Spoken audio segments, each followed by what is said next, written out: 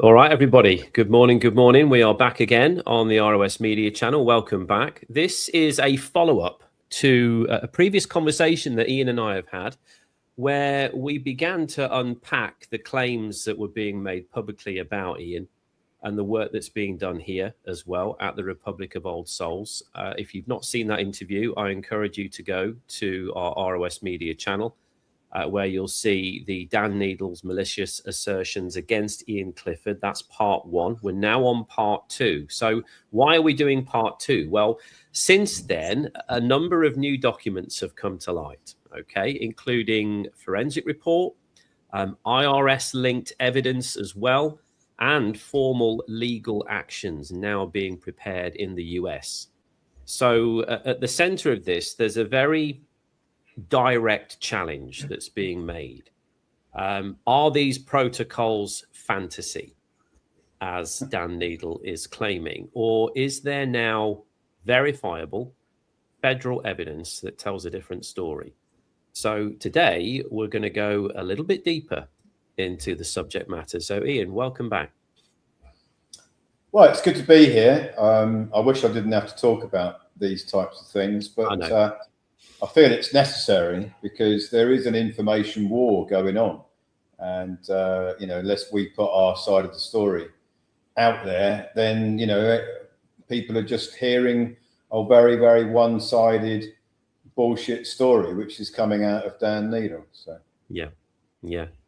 Well, let's dig into it. Let's talk a little bit about these fantasy claims, because one of the most direct claims that's kind of coming across here is that everything you're describing is essentially fantasy, all in woo-woo land, sovereign citizen bullshit, as they keep calling it, fraudulent. The list goes on and on and on, doesn't it? There's no real evidence of recoupments. And yet, the new report that you've launched specifically references the wages and tax transcripts issued by the IRS, including a $4.4 million example linked to your trust. And just for the record, if you're watching, Dan, here's mine and my wife's recoupments as well. IRS verifiable transcripts. There's about $500,000 on here, and that's just two of many that we are in the process of recouping as well. So I think initially, what exactly is the wages and tax transcript? Maybe we could start there. Why is it so significant for people who are watching this? Are these just made up documents? Is this just theoretical, or is that an official federal record? Well, as a result of the claims from Dan Neidle that I live in some sort of fantasy world, and everybody in the Republic of Old Souls, there's over 50 full-time contractors working on the project. Apparently, according to Dan Neidle, we're all living in a fantasy world where, I somehow managed to wave my wand and put a spell over everybody so that they believe that these recoupments are real, with no evidence to back it up. Now, there's two worlds here. There's the world outside of Republic of Old Souls, which is the world of people that are not sure, the people that are listening to Dan Neidle, the people that are looking at Simon Goldberg and his RICO fraud, 1099 OID scheme. So there's the world outside of Republic of Old Souls, which is full of confusion, full of misunderstandings, full of propaganda, full of people like Dan Neidle, who's obviously been employed to continue a narrative, which we'll come back to in a moment. And then there's the world inside Republic of Old Souls, those that are actually seeing what we're doing, working on what we're doing and seeing the evidence. If all of these people internally that are working full-time in the organization thought it was a fantasy, that, what I've come up with, it's taken me many years to come up with this protocol, the Clifford protocol, signature credit recoupment. If everybody internally thought it was a fantasy, I don't think that, I don't think a lot of the people, would actually stay with us if we're all working on a fantasy. And there's no evidence to back it up. I just don't think that people would continue with that, especially after the sabotage that happened in 2025 in September. If there was no evidence to back up what the people internally are looking at, then why would people stay? So that's a good question. I think that a lot of people need to dwell on that question. But let's go through. When it started off with Dan Neidle, he made these claims that I'm a tax fraudster. That's one of his claims. And he tries to label me in the same camp as Simon Goldberg, for which we're doing a webinar on this Saturday, and his 1099 OID RICO fraud scheme, and I'm unpacking it from A through Z this Saturday on the Saturday webinar. And the interesting thing about this is that I sent Dan Neidle a forensic report on why what Goldberg is doing is RICO fraud, and why a lot of people could get into very serious situation and have some very serious consequences by enabling Goldberg to file what he's filed, the 1099 OID filings, the way he's done it. And then I compared what Goldberg's doing to what we do, the Clifford protocol. And then I backed it up with all the forensic evidence of why the Clifford protocol is technically competent in every single area. And I've even gone as deep into right from the beginning of the process when you sign something, right? So that it doesn't mean that you have to get a pen out and physically sign a bit of paper, but the signature, which could be typing in digits in your phone, it could be typing in digits to move funds from one account to another, it could be signing digitally a mortgage or loan contract, whatever it is, it's called the signature. It doesn't mean a physical signature with a pen, but that activity, that event of signing something creates the credit. Now, once that credit is being created, there is a central system that tracks that signature energy, which is the credit. It goes into the clearing bank system. They deposit it into their system as a asset. So it's a physical deposit of energy. You can't obviously pick it up. It's not physical as in you can pick it up, but it's a ledger entry, as Professor Richard Werner writes about in his multiple research papers, of the banks are using that signature as a deposit. And this is where a lot of people get confused, because they think that a deposit is moving funds from one account to another. And it doesn't work like that. It is a signature that creates a negotiable instrument that the clearing banks take in as a deposit. It's not moving funds from one account to another account, which in people's minds is like moving a coin from one place to another place. That would be like giving somebody a coin or a note. That would be in people's imagination. That's like a deposit. You're making a deposit because you're moving something that already exists from one place to another. Well, in this game of the credit creation, this currency creation model, it is a brand new deposit that is being created from the signature. Now, a lot of people will be unaware of this. Even people that work in the banks will be unaware of this, that the IRS system already knows that that signature has created a deposit at the clearing bank level. That's the bank that you're doing your business with, getting your mortgage, your loan, your credit card, making a bank payment. And then that signature credit, which is now being converted to a liability, it's now a debt, is sold to an investment bank, and that activity is tracked and traced. so that the IRS, United States Department of Treasury, knows where that signature energy is, which investment bank security is that signature credit in. Now, in the last few weeks, I've been able to get a AI system to actually go and interrogate the signature credit creation deposit and track it through to the investment bank that is using it, that's renting our energy, as I've mentioned on previous interviews, and then is paying taxes on that energy, because that's what it is. It's a deposit of energy. Yeah. And the AI system has been able to track from A through Z, and I've put it all in a document which Dan Neidle has got. Right, I've given it to him.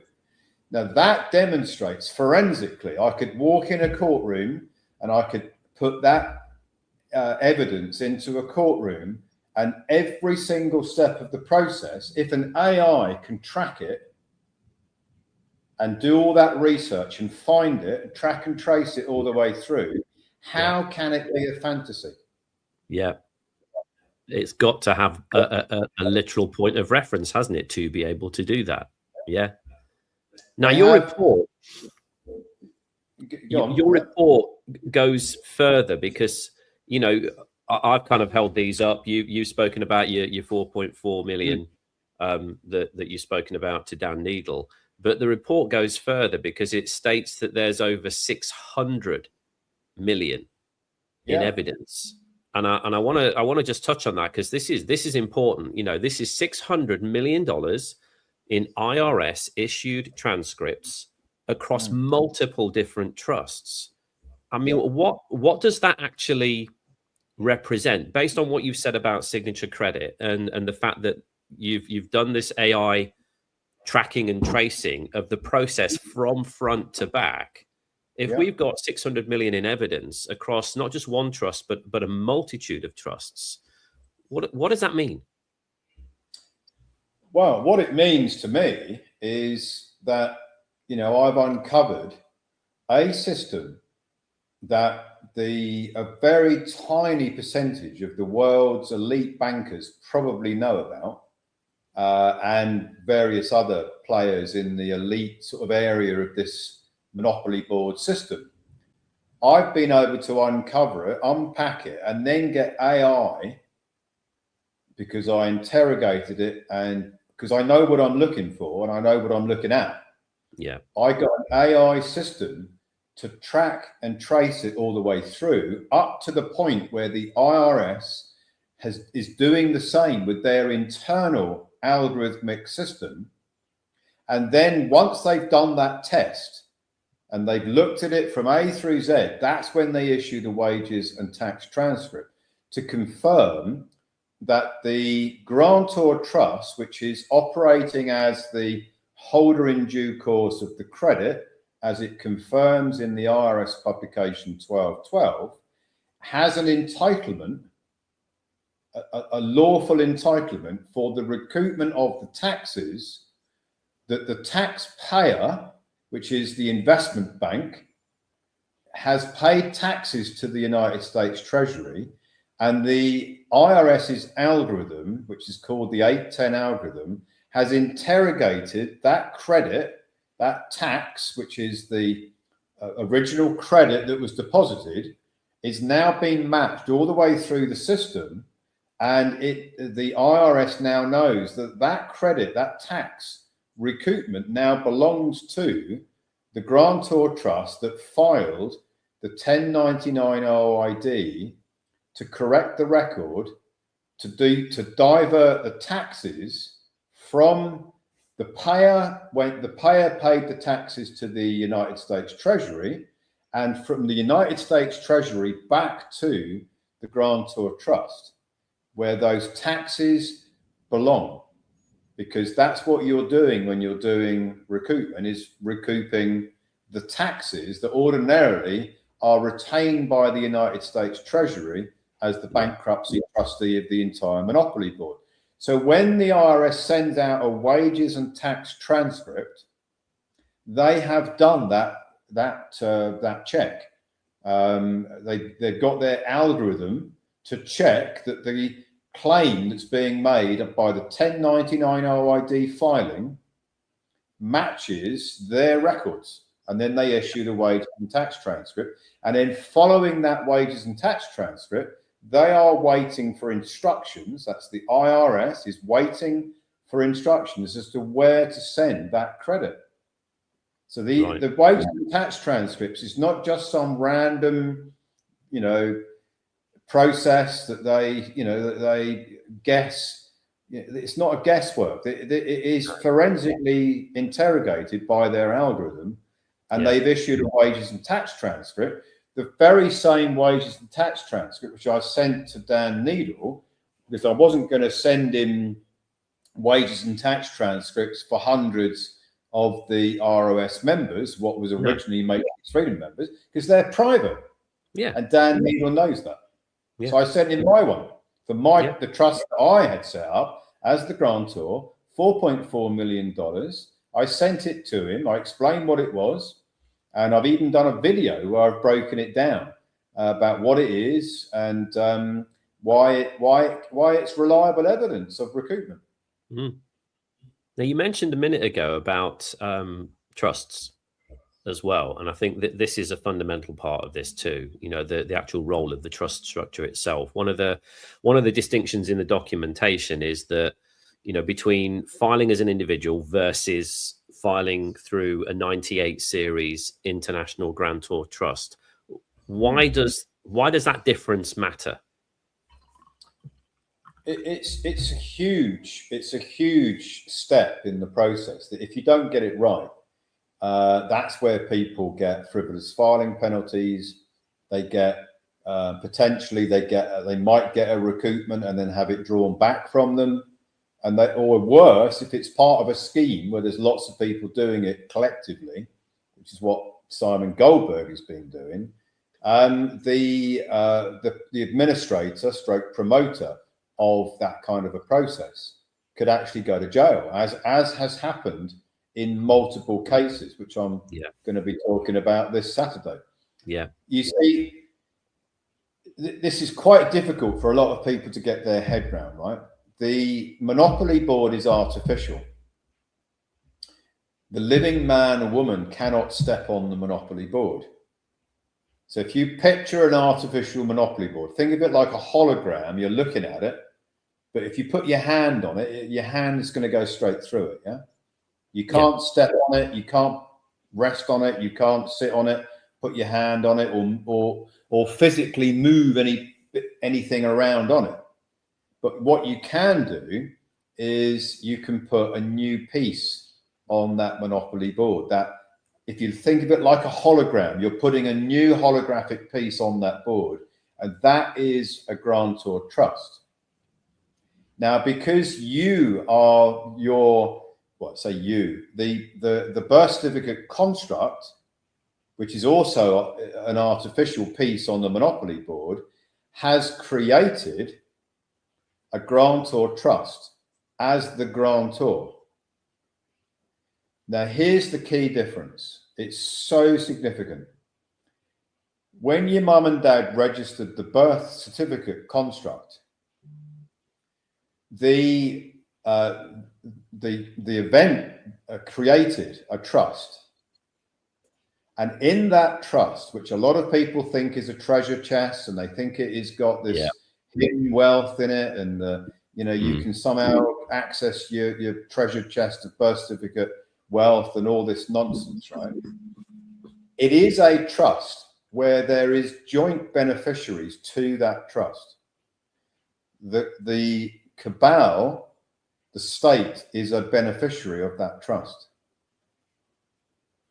as is the living man, woman, the baby that becomes an adult. There are two beneficiaries in that original trust. The birth certificate construct is a trust. Yeah, it's an artificial piece that sits on the monopoly board, but there are two beneficiaries of that trust. The actual birth certificate construct itself is registered into the system as a debtor. The national insurance, social insurance number is a reference number for a debtor.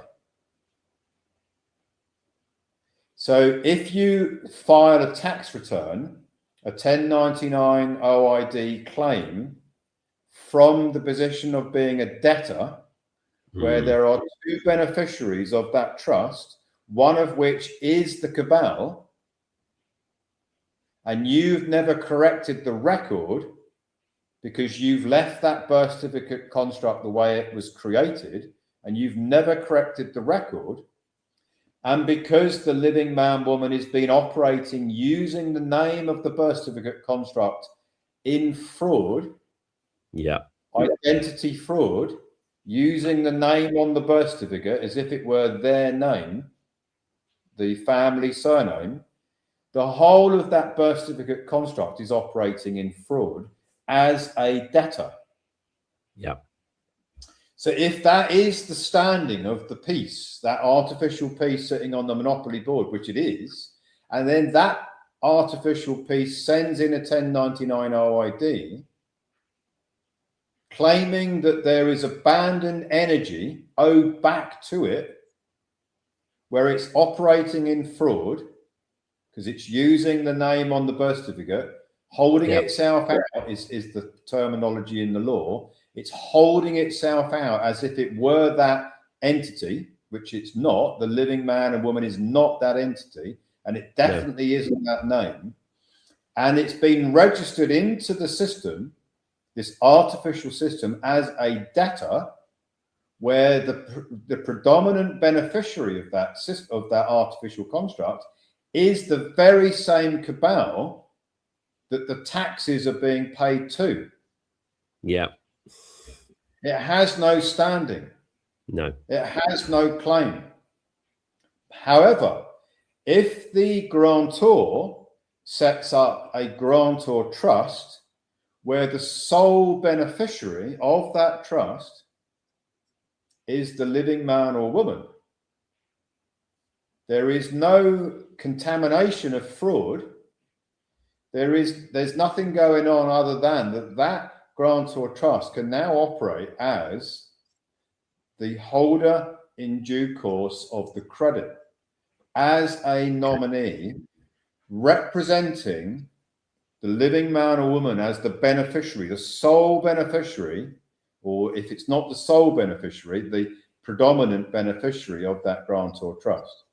That is a clean structure, artificial structure, as a nominee that can operate internationally, can file a 1099 OID, can make a lawful claim to be the holder in due course of the taxes that the payer, which is the investment bank that is renting the credit from the original deposit, it's now lawful.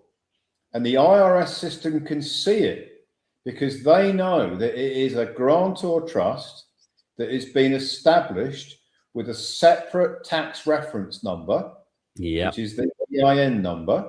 It's not operating under the Social Security number or the ITIN number or any other tax reference number. It's not linked to the social insurance number, the NI number, the SSN number, anything like that. It's separate. It has been established as a nominee for the true creditor.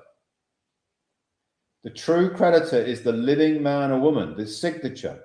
You can't, an artificial construct can't sign. It can't pick a pen up, but the living man or woman can. So this is more of a doorway than an entity that's filing for itself. It's not filing for itself, is it? We've kind of described this as the doorway between where we stand as the creditor, as the signature bearer, the issuer of the signature, as a living man or woman, versus the artificial construct of the monopoly board and the pieces that are on there. Like you said, you can't step on it as a living man and say, hey, that belongs to me, but you can put another piece on the board that is acting as holder in due course on your behalf, and that opens the door between what is living versus what is not. You see, the birth certificate construct, an artificial player piece, acting as a banker under the Bills of Exchange Act 1882, has made a deposit of energy. The signature is the conduit of the energy transfer from the living man woman through the birth certificate construct, a banker that is making a deposit, issuing a security promise to pay in the future. That has no entitlement, no lawful standing to recoup that signature energy back to the birth certificate construct. So if you're going to recoup abandoned signature credit energy, which is taxes, you have to put a new piece on the monopoly board that is clean, that can operate as a nominee, as it says in the IRS publication 1212. And if that entity, which is an artificial entity as a grantor trust, files a 1099 OID, it is making a claim that the signature, the creator of the signature, the living man woman, is the true beneficiary of the taxes that are being paid at the moment to the United States Treasury. On their ledgers, they are keeping those taxes, whereas they actually belong to the signature, the creator of the signature. The living man woman who is not on the monopoly board, cannot go on the monopoly board, but can recoup the signature energy, not back to itself, because a living man woman actually can't spend credit, but their grantor trust can. In exactly the same way that the living man woman can't spend any money, credit, currency now.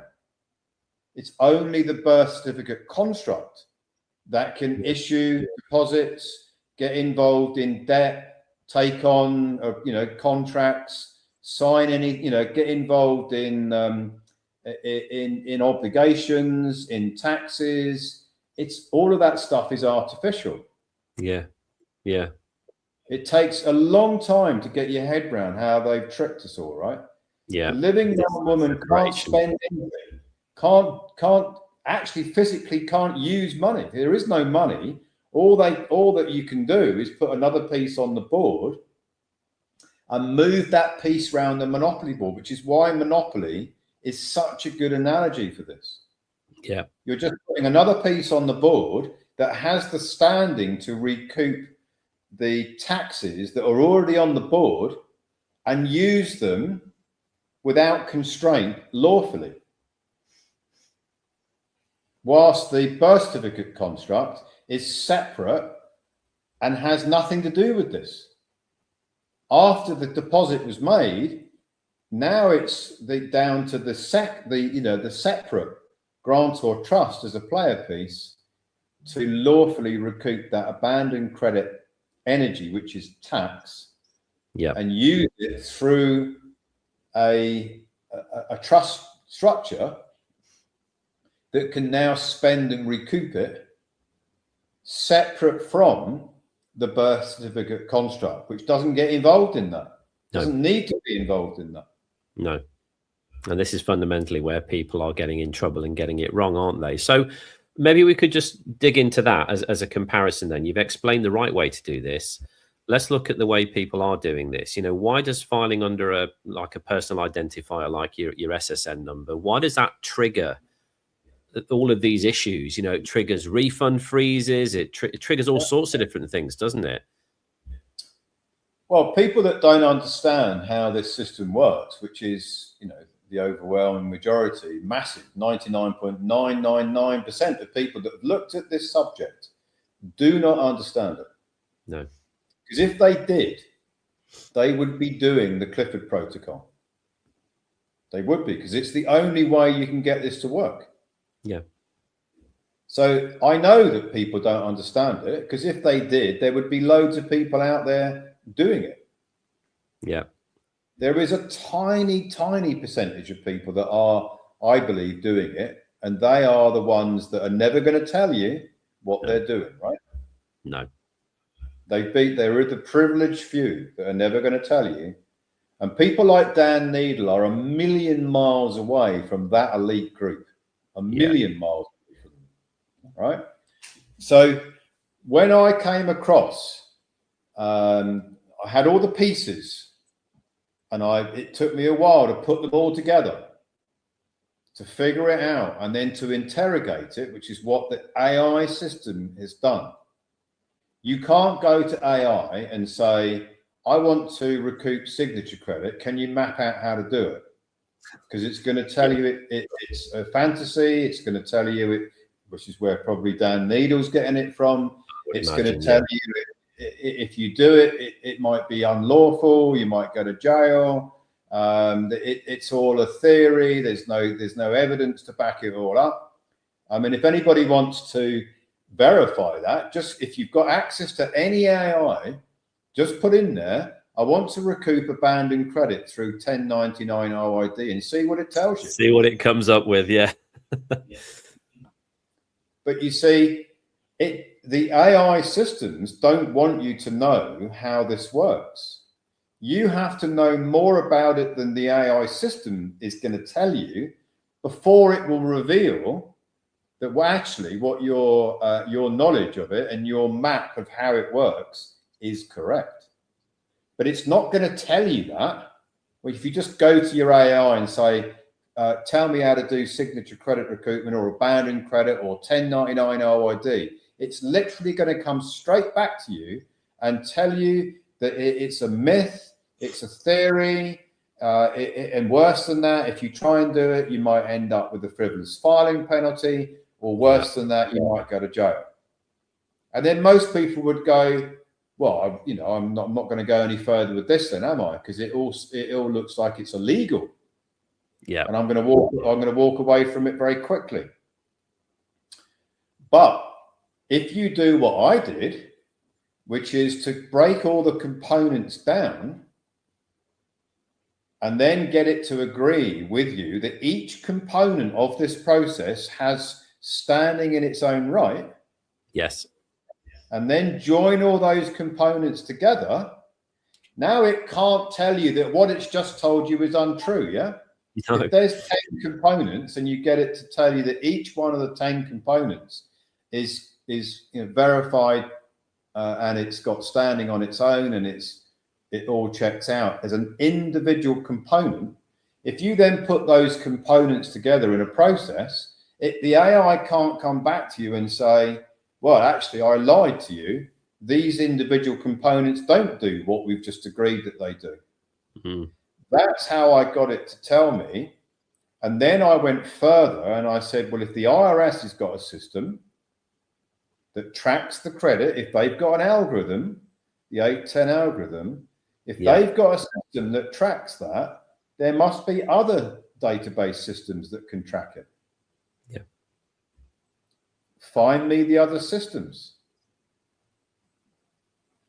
That's where my research, one of my many research reports came from. So you see, when Dan Neidle wants to say that what I have come up with is a fantasy, what he's really saying is that the AI system that I got to verify, the process that I'd already mapped out, is the AI system also a fantasy, Dan Neidle? Mm. Interesting. The very same system that tells you, if you just go to it initially and ask it to give you a report, will tell you can't do it, it's fraud, it doesn't work, it's a theory.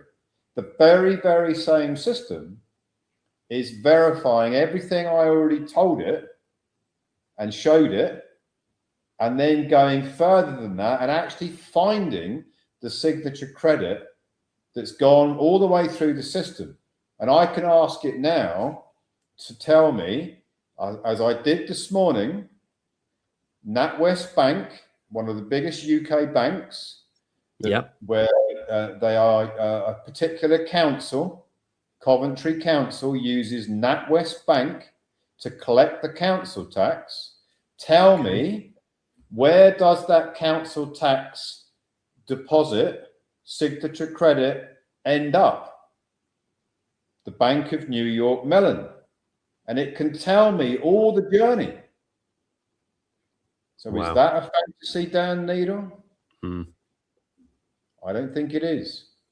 Why would an AI make all that up, when the same AI would tell you that it is a fantasy, unless it knows that you know that it's not a fantasy? Yeah. I think one of the biggest confusions is the 1099 OID itself as well for a lot of people, because as you said, I mean, I watched that interview the other day, and Dan Neidle was very, very adamant that it's only for the US and it's only for a specific type of filing, and you can't use it in the UK. So let's just touch on that for a minute as well, because he's saying that it's being misused, which we know it is. People are using it incorrectly.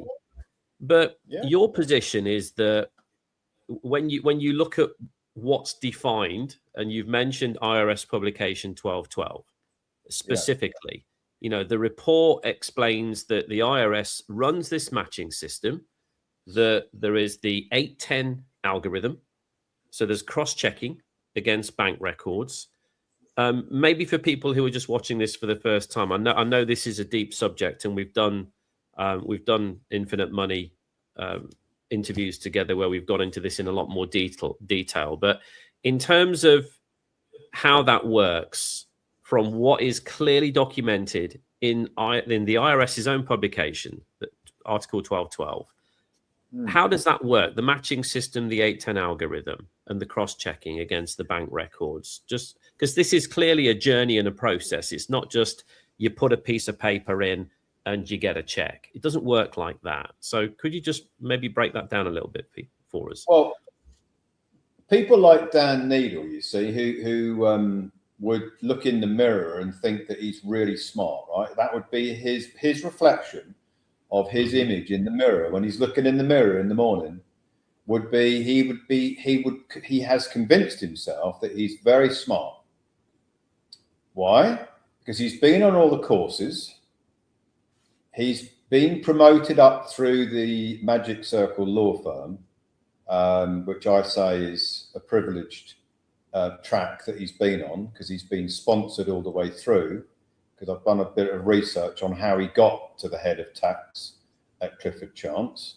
Okay. So he has been living a journey, a 20+ year journey, because he's in his 50s.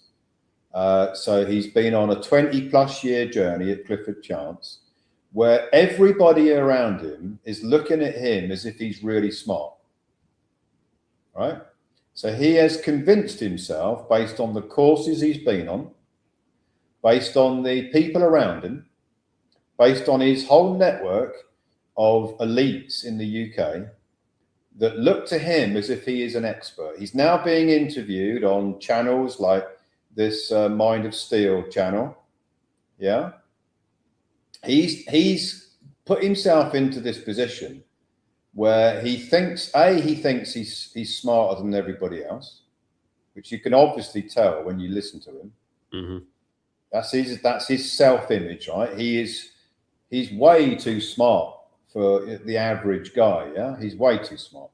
That's why he's doing his philanthropic tax policy associates, non-profit, philanthropic, expose the fraudster type platform. I've never heard Dan Neidle say he's got something wrong yet. No. I've never heard Dan Neidle say, well, you know what? There's quite a few things out there I don't really understand. No, according to Dan Neidle, he is like an expert of experts, right? Certainly on taxes. So he makes these statements about 1099 OID can only be used in the US, and it's only for investments where you've made an investment in a security, and you've paid taxes on that instrument, and you're due some of it back. Yeah. And what he's telling you with that narrative, with that explanation, is true, right? He's not lying. That is 1099 OID, one use of 1099 OID, the only use of 1099 OID that he learned about in his various tax courses. Now, being a UK tax lawyer, he won't be coming across very many people filing 1099 OID in the UK. No. Remember, he's a UK tax lawyer. Yeah. Right? Who claims that he's an expert on United States taxes, the Uniform Commercial Code. They don't use the Uniform Commercial Code in the United Kingdom. No. So he's talking as if he's an expert on a subject that he isn't an expert on. He's never done a course on it. Even if he had done a course on it, it wouldn't tell you what we've just been discussing, because it isn't in any courses. No. It just doesn't exist. Why would they tell you how everybody can recoup signature credit as taxes? Why would they tell you that? Why would they publish that course that's going to tell you that? They're not going to publish it anywhere, are they? And they're going to leave. And it was very interesting. I was listening to an interview yesterday. It was an interview in 1992 where the guy being interviewed is predicting the Iran war that's happening right now. Okay. Very interesting interview, right? Now, he had triangulated all sorts of information, which is all out there. And the theme of the interview was, if you want to know what's going on, go and have a look at all the information which is out there, right? But how many people do? Very, very few people actually look much further than what's on the news or what's on the TV or what's on the internet, right? But this guy in 1992 went to look for all sorts of information which is publicly available and put it all together and triangulated it and joined all the dots together, right? A bit like David Icke has been doing, right? Yeah. That's what I did. All the information that I've put together is all publicly available. Yeah. But you've got to be able to join it together. You've got to be able to remove this programming that things work the way that they tell you in the courses. I did tax courses in the 1990s. And if I just relied on that information, I would be the same as Dan Neidle. Oh, well, the only way you can do 1099 OID is if you're in the United States, if you've bought some securities and you've paid some taxes on them, and you're due a return or a rebate or a recoupment because you've overpaid taxes. There's some withholding tax that is due back to you, which is what the majority of people would say the 1099 OID form is for. But they don't tell you what I had discovered in any course. But the information is there, but it's not there in a book. It's not there in a guide. It's not there so that you can just read a pamphlet and then you figured it all out. It's the same as the guy in 1992 who predicted the attack on Iran in 2026 in February, even got the month right. Yeah, that's amazing. Because it's been written down somewhere that's what their plan was, right? So in the same way as that, he discovered that, I discovered signature credit recoupment by joining the dots up, by taking all the evidence and being able to understand what things mean. And this is where my brain is different from a lot of other people's brain. I actually know what things mean.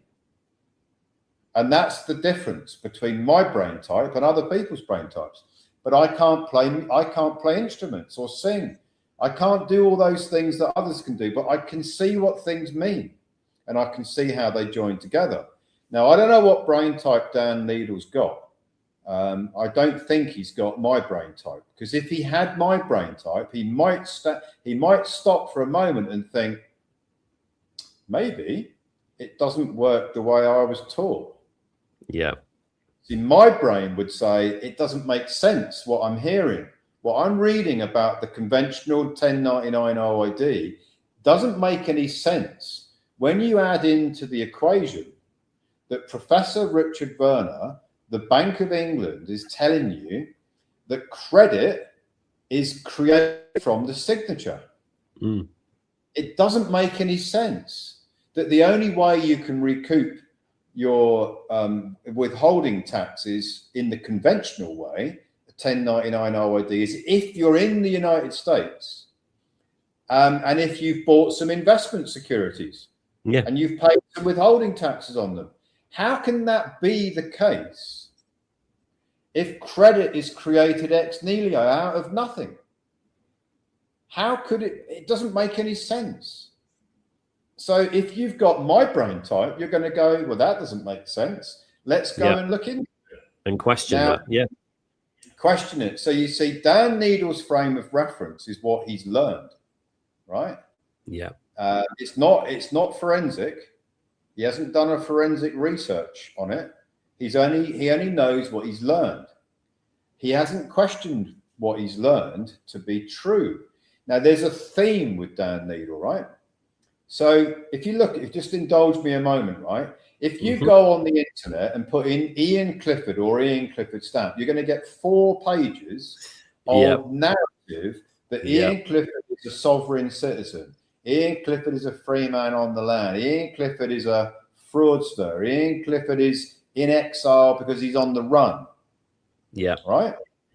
Now, is that not the same as Dan Neidle saying 1099 OID is only possible if you're in the United States, if you've bought some investment securities and you've paid some withholding taxes which are due back to you, and you can file the 1099 OID? Is there not a theme there that this guy looks at the very surface of the information, doesn't drill down into it, doesn't interrogate it, doesn't question it, just accepts what he's being told by some other entity, whether it's the internet, whether it is his professor in his courses he went to, whether it's his colleagues that he surrounds himself with, all these different high and mighty elites that he's got all around him.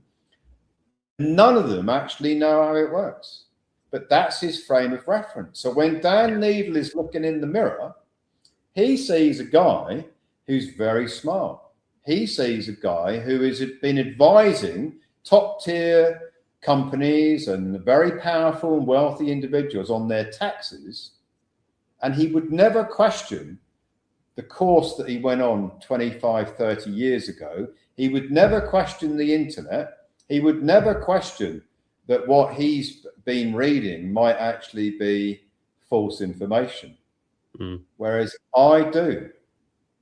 I always question it because I don't trust what is out there on the internet. I don't trust what's in books. I don't trust any of these things because I came to the conclusion, and maybe he would have come to this conclusion if he'd had the same journey I'd had. In 2010, when they destroyed my financial services organization, if that doesn't start to get you to think about what the fuck is going on here, why are they doing that? Maybe if he'd had his world destroyed in 2010, maybe he would ask a few questions about what's going on. But if you look at our pathways, you look at Dan Neidle's pathway and my pathway from, say, let's go back to 2001, 25 years ago. I signed a joint venture with Halifax Bank of Scotland. Now, 25 years ago, Dan Neidle would have been, I don't know, it would have been 30 maybe. He was probably just beginning to get his feet under the table at Clifford Chance, right? Okay. So if you do this journey I've got a joint venture with HBOS, and he's just taken a job at a big law firm, right? And then he's fast-tracked over the next X number of years and becomes the partner of this law firm, which is a Magic Circle law firm, one of the biggest and most prestigious law firms in the UK, with billable, that's how much they bill people, off the frigging chart, right? Yeah.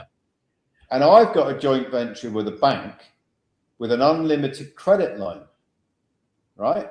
Which is unheard of. And then they have set me up as the patsy to go and promote this credit line all over the UK, which is what I did through all my wealth management firms that were distributing my arbitrage investment programs called Maximizer. And then we get to 2010 and they destroy my organization, whilst at the same time, Dan Neidle is being promoted. Yeah. Yeah. So here's the pathways, right? Now I start to question what's going on. And when we get to about 2015 and I read Professor Richard Werner's papers on how the banks are creating ex-nihilo credit, and then I know that the financial elites and the regulators had destroyed my firm because the HBOS had provided a credit line to the investors in my arbitrage programs and then stole all the assets. Yeah. With using ex-nihilo credit creation to do it. Yeah. I started looking into it because I didn't want to accept that. It just felt like it's a fraud. There's something badly wrong with this. So I started looking into it in 2015, 11 years ago. Whilst Dan Neidle is carrying on his pathway of becoming a partner of a Magic Circle law firm, and all of his frame of reference is everything that he's learned is true. He's used it and it's all worked out. He's being paid millions and millions a year as a salary. He's getting partnership bonuses. He doesn't want to challenge what he thinks he knows to be true because it's paying him a fortune. He's being held up on a pedestal. So he's never going to challenge what he thinks is true. Whereas I've had my organization destroyed, my reputation destroyed, what other people have said, my genius undermined. I'm going to challenge things as I already had done, which is why I got the joint venture with HBOS in the first place.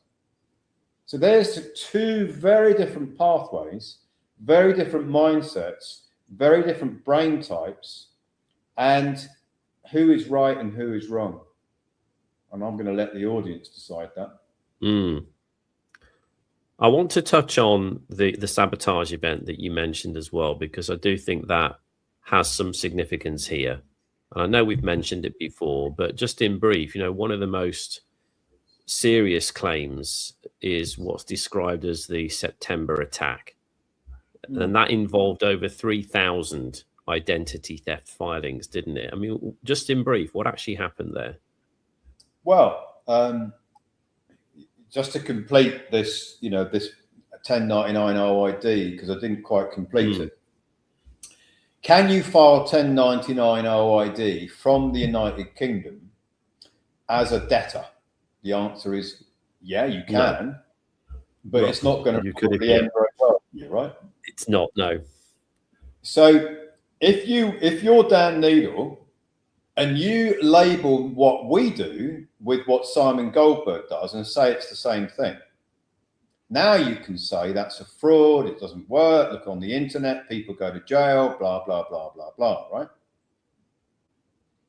But he doesn't go on to say, but it looks like Iain's method is different from Simon Goldberg's. He just labels it as the same. Yeah. And if you watch the video, or if you can bear to listen to this clown talking, which I'm struggling with just recently, you would think that what I'm doing with the Clifford protocol is the same as what Simon Goldberg is doing, because there's no breakdown of the differences, and then there's no narrative, there's no debate, there's no discussion about the fact that every single deposit that is made in a clearing bank is securitized, and that securitization happens in the United States. And because it happens in the United States, where all the investment banks are, which in our journeys, Dan Neidle is unlikely to have ever worked with any of the US investment banks because he's a UK lawyer. Yeah. Whereas I did securitizations with the investment banks in New York. I've been to most of the banks in Wall Street. So you see, I already knew that the investment banks have got securities in them that originate from other countries. Whereas Dan Neidle may or may not know that.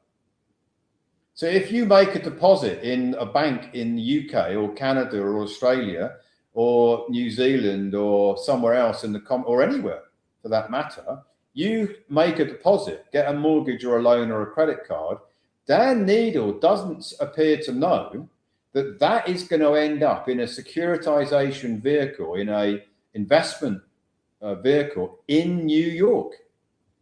He doesn't appear to know that, or if he does know that, he's being even more lacking in integrity by not confirming that.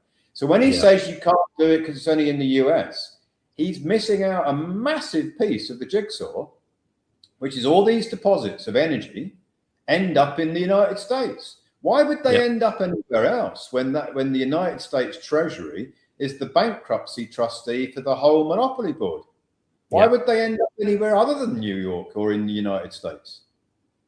He doesn't talk about that, does he? No. So and then the last piece of this, right? I won't get too deep into it. When you make a deposit, the issue price is zero. When you buy a security, the issue price is going to be a lot more than zero. Yeah. When you discount something that costs nothing, the original issue discount is very high. The future value, when it costs you nothing to create it, the discount from what could be an infinite value in the future back to zero is pretty high. Yeah, it will be.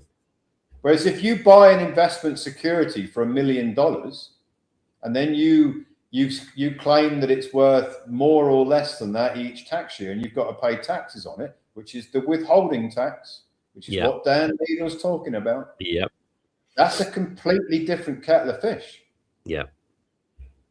So he doesn't talk about the issue price being zero, because in his world, how could you have a security with an issue price of zero? Would be impossible, but not with ex-Nihilo credit creation. It's not. I'd love to debate this guy. Yeah, that's quite significant. That is quite significant when you think about that. So moving on to the September attacks.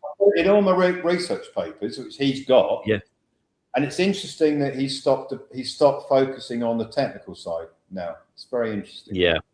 I'm gonna talk about that in a little while, because I'd spotted that as well.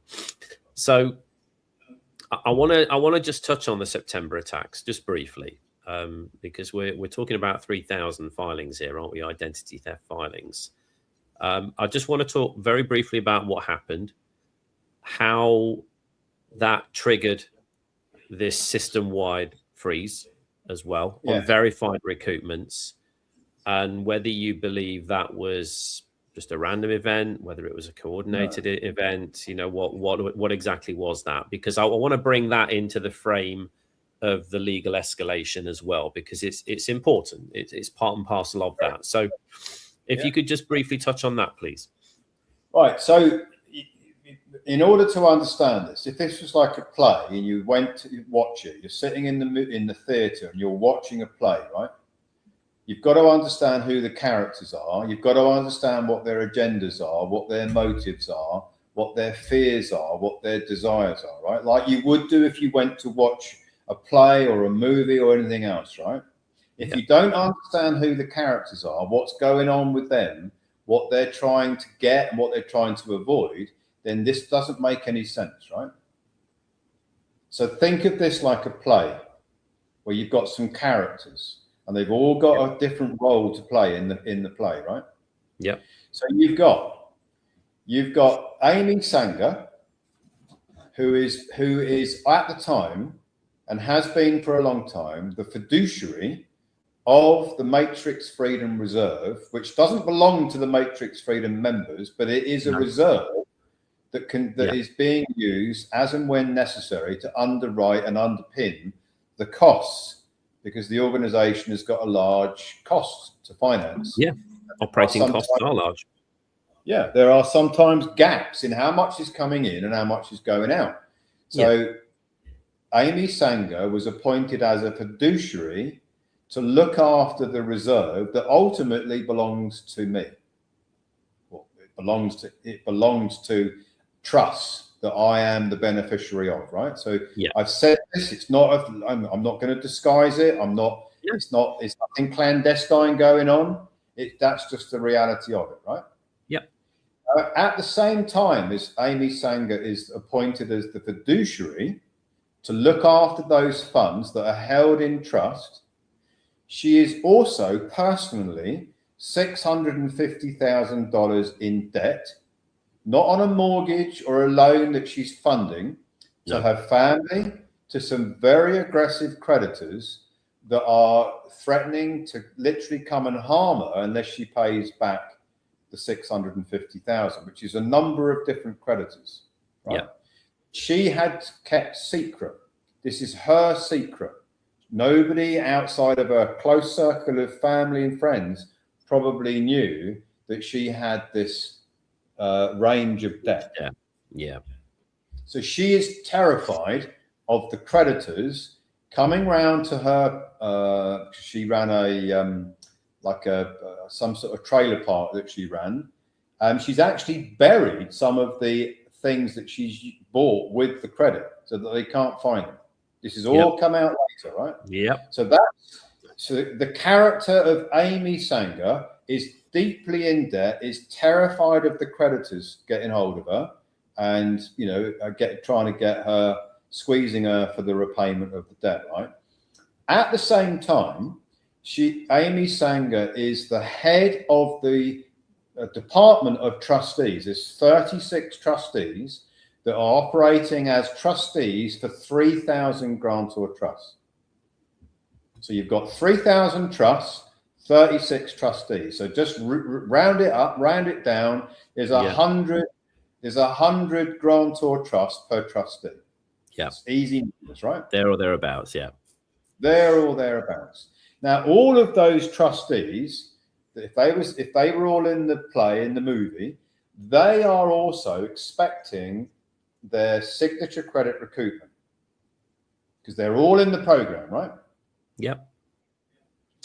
Now, if you want to steal nearly $1.5 million that is being held in trust structures, and you're Amy Sanger, and you want to use that to pay off your debt and give you a surplus,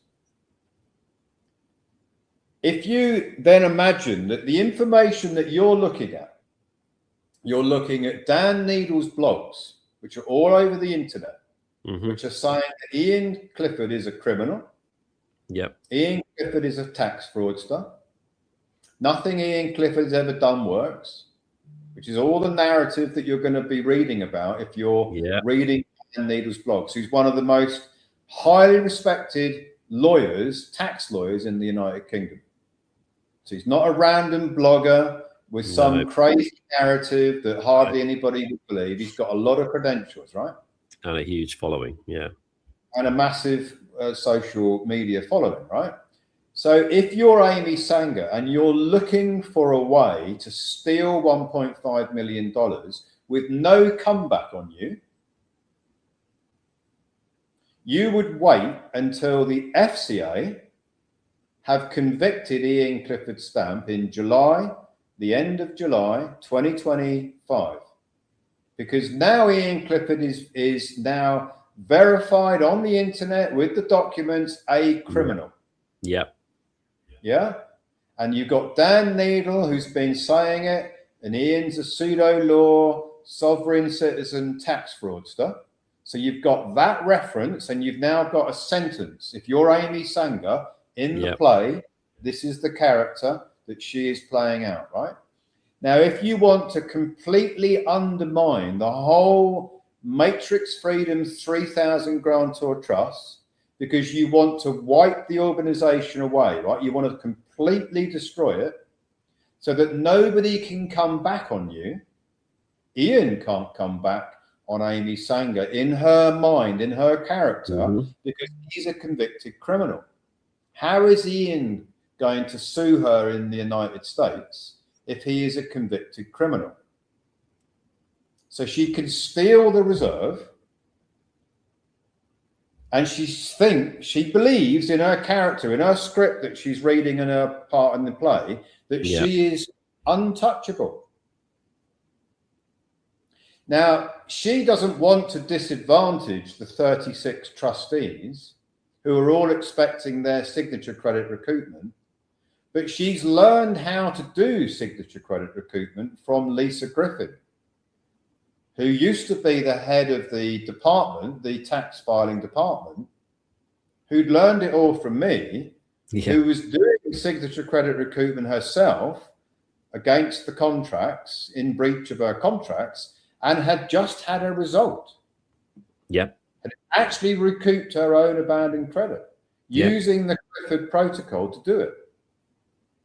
So if you're Amy Sanger and you've got access to this method that Lisa Griffin has proven works because she's had her result, and you can use that method to give it to all of the trustees, the 36 trustees that are all expecting their own signature credit recoupment. And if you are Amy Sanger and you can get access to the electronic filing license that files the 1099 OIDs, if you've got the methodology, which you've got from Lisa Griffin, if you've got access to the tax filing software, which is a license which you can only use if you've got the right license, ERO license to use. If you think you can steal $1.5 million with there's no comeback from Iain, that's what you believe if you're Amy Sanger.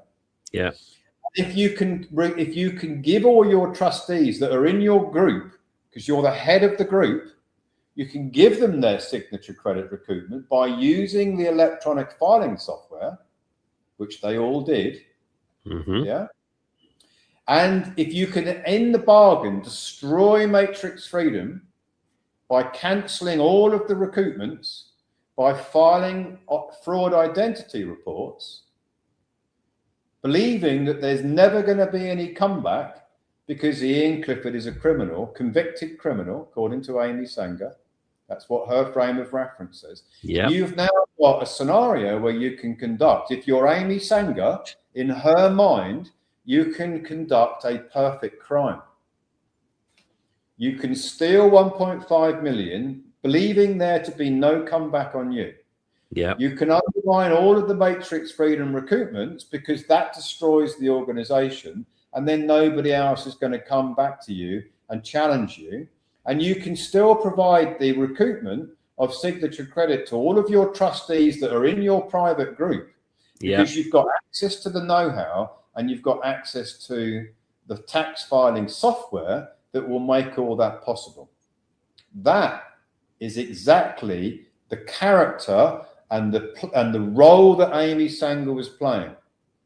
And that's why she did what she did, because she thought she could get away with it, looking after the people that she knew the best, the US trustees, looking after herself.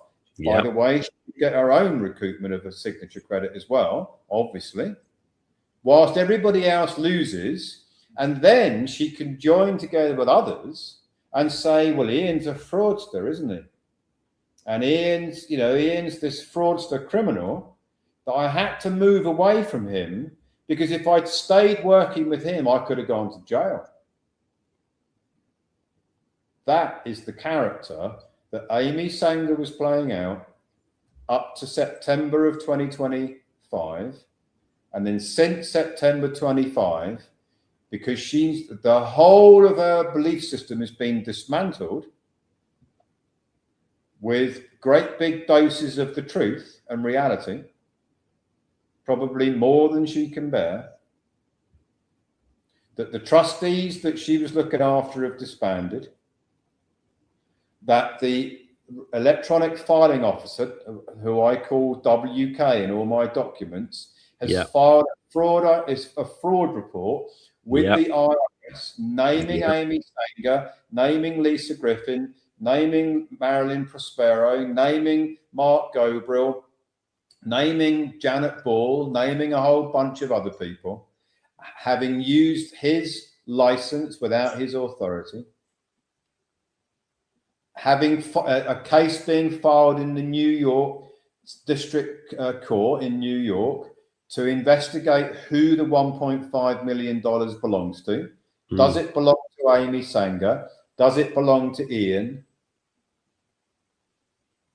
And then you found out that the IRS are investigating and the use of the ERO's license, which Amy Sanger would have used, all the other people would have used it without the electronic filing officer's permission. Without WK's permission, WK's permission, which is a federal crime. Yeah. And now that's an interesting point, Iain. I just want to, just for a second, I just want to put a pin in that and rewind back to the 600 million evidence. Because these two kind of intertwine here. If you think about that, why would someone with an impeccable reputation like WK, why would they make that kind of federal level filing if the underlying data wasn't real? Well, they just wouldn't. I mean, if you've got an electronic filing license and you are what's called a tax preparer, that is the term that the IRS give you. It's a position, a tax preparer with a license that is doing tax preparing work. Why would you partner with the Clifford protocol and a bunch of people that are filing via the Clifford protocol if you thought it was a fantasy or a fraud? Yeah. And then having had it all destroyed because of Amy Sanger's identity theft reports that she filed, after that, then file yourself with the IRS as a licensed tax preparer with the IRS, pointing out where the fraud is. Why would you do that? If you thought it was a fantasy, if you thought that there was no merit in the Clifford protocol, if you thought that you were going to personally get yourself into deep trouble, why would you put your name on a investigation report and send it into the IRS and get them to investigate it if you thought it was a fantasy? Exactly.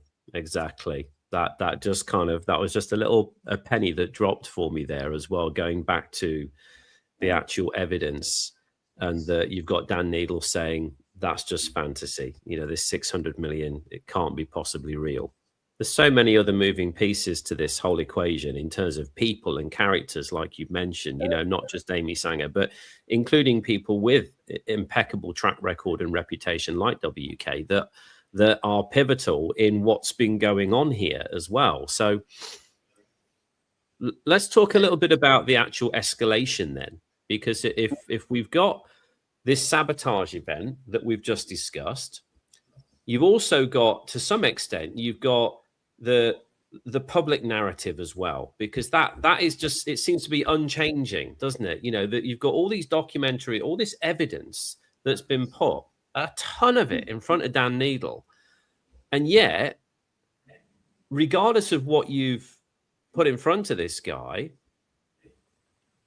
I'm lost for words in terms of the fact that he isn't acknowledging any of it. He isn't looking into any of it. He isn't questioning any of the evidence that you've given him. Because you're saying in the documentation as well that the public commentary from people like Dan Neidle is just ideological cover, is the way that you describe it there, for the sabotage that's taken place. I mean, do you believe that this narrative that's being pushed publicly, do you feel that has had, within the bigger picture here, do you feel that's had real world consequences? Well, I have to say that I've been very disappointed with human nature, the human nature of people like Dan Neidle for a long time. I've experienced so much dishonourable behaviour since 2008, really. It's off the chart. It's all in my documentary. There's a website just going live, which I think you're going to show soon, which documents some of the things I've experienced. From over a 25-year period, I've experienced people like Dan Neidle, an abundance of people like Dan Neidle who just lie. They do not tell the truth. When it comes to me, they might tell the truth in other areas. They might do. And I'm sure if you looked at Dan Neidle's website and he's investigating different people doing different things, I'm sure that some of those things he's investigating are probably true, right? And he probably is being truthful, and he probably believes what he's creating on his website to be true.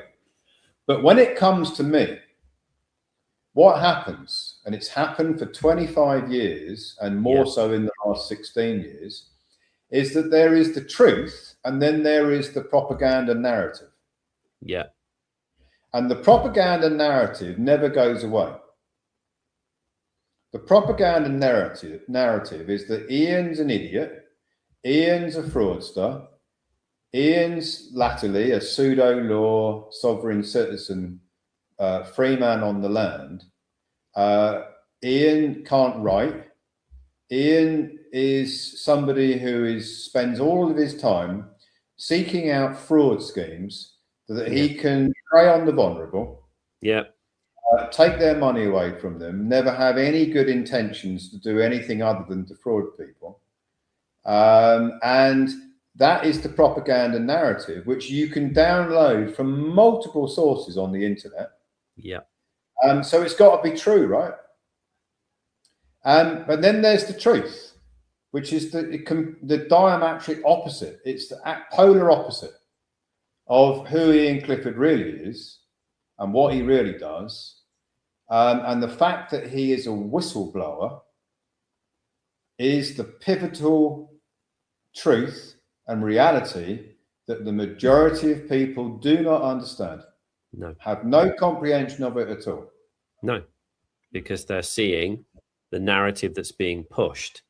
So on that note, if you are watching this, if you want to have some real context behind what's going on here and what has been going on for a mighty long time, then I would encourage you to go and visit Iain's website, iancliffordwhistleblower.is. This is what you will find. And there'll be a ton of information on here. This is being built out as we speak, but we would still encourage you to go and have a look. It's not complete yet, but there's still information on here that will start to paint a very different story for you based on 16 years worth of attacks from somebody who has had, again, prior to that, an impeccable professional career in the financial services industry and in those markets, has built groundbreaking systems and technology and products across decades. So have a look at this, guys. Okay. iancliffordwhistleblower.is. And I would be very curious to know what your thoughts are, having seen the truth. So going back to that sort of role of public narratives, let's talk about how this is escalating at this point then, because we're now seeing this is moving into formal legal action. There's two major cases here that are being prepared, aren't there? There's one personal, there's one institutional as well. Can you explain what those are? Yeah, I mean, the thing is that you see, when you research what Dan Neidle's platform does, his non-profit tax policy associates platform, Dan Neidle has made so much money in his career that he can now offer his blogs and his analysis and his research for free, right? Yeah. And if anybody wants to sue Tax Policy Associates, they will find out it's got nothing, because it's a non-profit platform, right?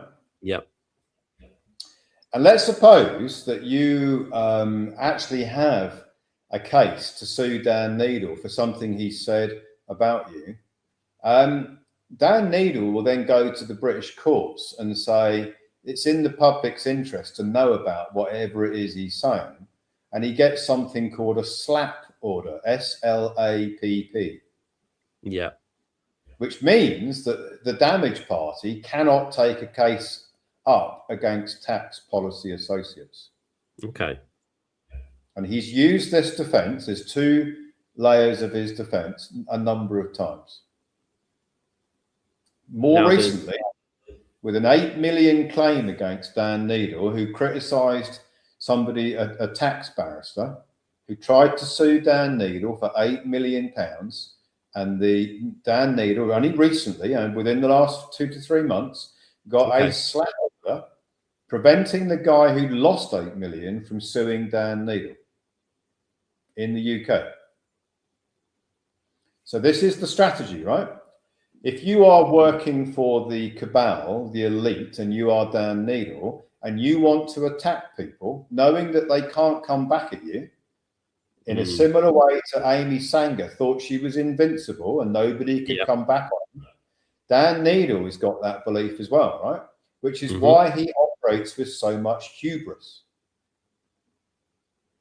He thinks he's in his castle, surrounded by his moat and his alligators, and he can do and say what he likes in his castle, and nobody can come and get him. Which is why he behaves with so much hubris and so extreme levels of arrogance. So talk to me about the actual claims then, because we've got the OSN Foundation claim alone. That's 120 million in damages linked to interference with that 600 million in recoupments. Right. Yeah. And then you've also got the jurisdiction side of things as well, which I really want to dig into here because that's important. Yeah, the problem Dan Neidle has got is that he's only ever offended people in the UK, right? Yeah. And his narrative and blogs are only normally about people in the UK. So if you're in the UK and you're on the other end of Dan Neidle's blogs and his websites and his posts, etc., you're not going to be able to sue Dan Neidle in the UK because he's going to get a SLAPP order stopping you from suing him, right? But he made a fatal error. He made lots of them, actually. His fatal error is he didn't do any research on matrix freedom and the membership being international. No. And some of the members are in the United States. Yep. We have quite a few US members. The damages that have been caused to the members who are now envoys, members of the Republic of Old Souls, which is a United States ministry, for which Iain Clifford is the head minister.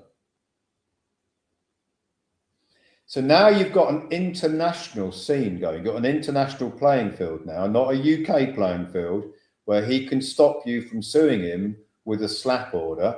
And even if you succeeded, you can't sue a non-profit platform because it hasn't got anything. Yeah. Right? So, because Dan Neidle is lacking in his skills of research, or doesn't think he needs to do any research because he's got hubris, massive hubris, he didn't realize that the damage that he has caused through his blogs had caused Amy Sanger to take the action that she took, which is to undermine all of the 600 million and more recoupments by filing fraud identity reports, on the basis that her justification for that is Dan Neidle's blogs. And some of those people who lost their recoupments operate in the United States.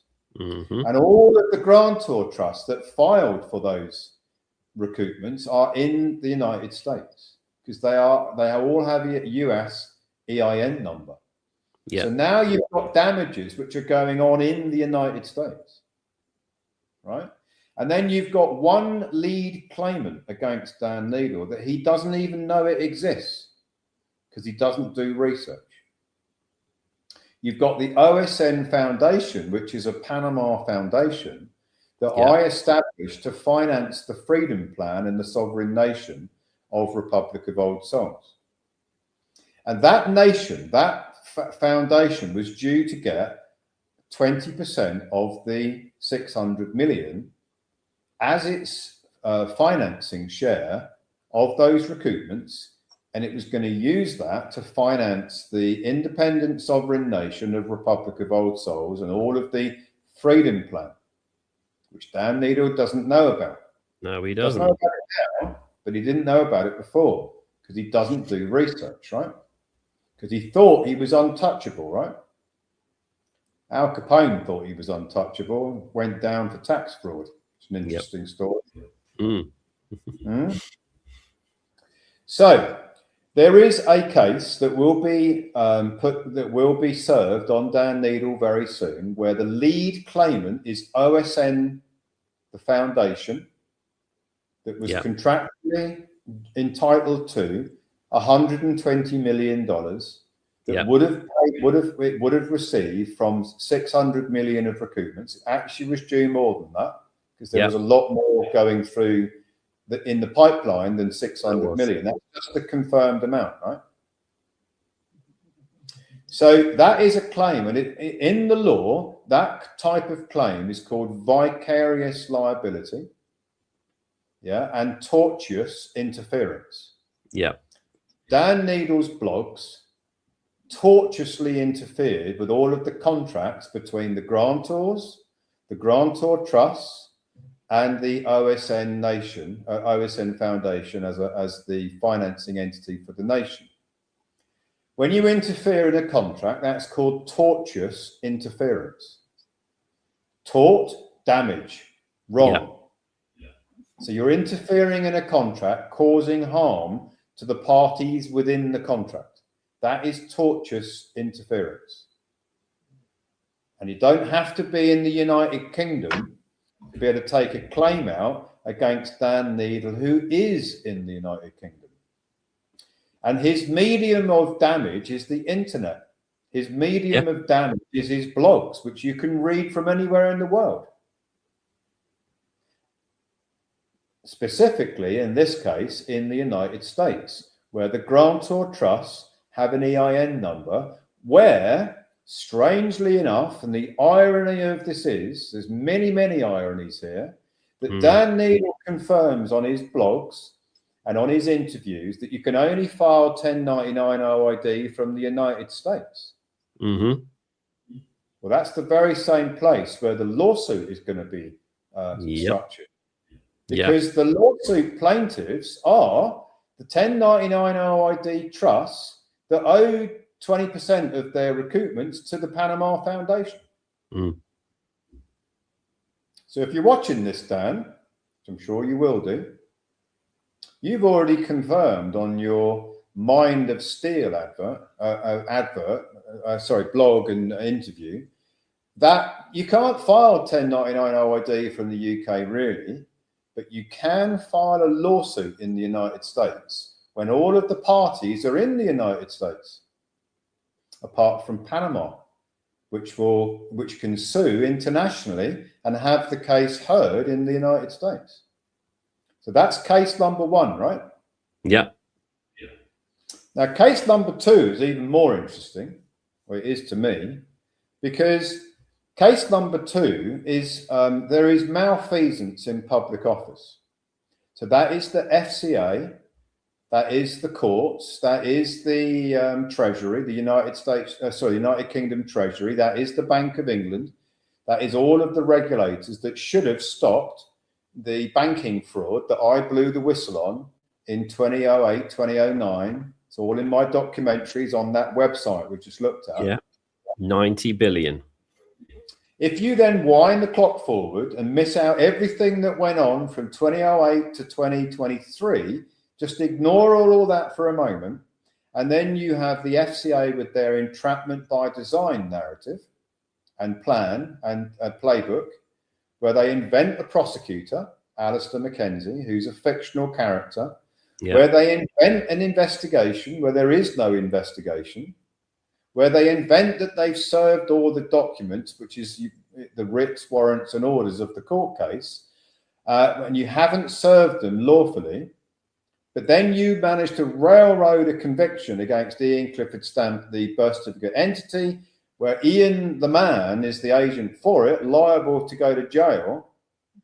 So when you get to July of 2025 and there's a 12-month jail sentence, and if you have been involved in that malfeasance in public office, which is what is going on here and has been going on for a long time in all different events that have happened prior to that, if you are marketing that on your platform and you're Dan Neidle and you keep repeating it and you get people to believe it, that Iain's a criminal. Yeah. And if people turn away from Iain and what Iain's doing, and if that causes damage to people that are relying on Iain and his knowledge and his research, that is also tortious interference and more importantly, vicarious liability. Now, what does it mean? So the FCA they're quite clearly, and all the evidence points to the fact that there's malfeasance in public office. That's bad behavior. If you don't know what malfeasance means, it means very, very bad, dishonorable behavior for a public body, which has been proven over and over and over again by all different research reports on how the FCA conducts itself. It's not just me saying it. There's a whole bunch of reports, the APPG report, Andrew Green's report. There's a whole list of reports that have been written about the conduct of the Financial Conduct Authority.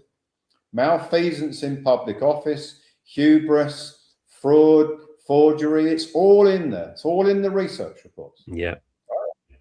So if you are Dan Neidle and you have been employed by the FCA as their agent, as their media agent, to pump out narratives all over the internet that Iain's a fraudster, he's a pseudo-law nutter that practices as a sovereign citizen and a free man on the land, he's only interested in defrauding you, and by the way, he's a criminal, according to the Order 34/2023, Dan Neidle's then become the agent for the FCA.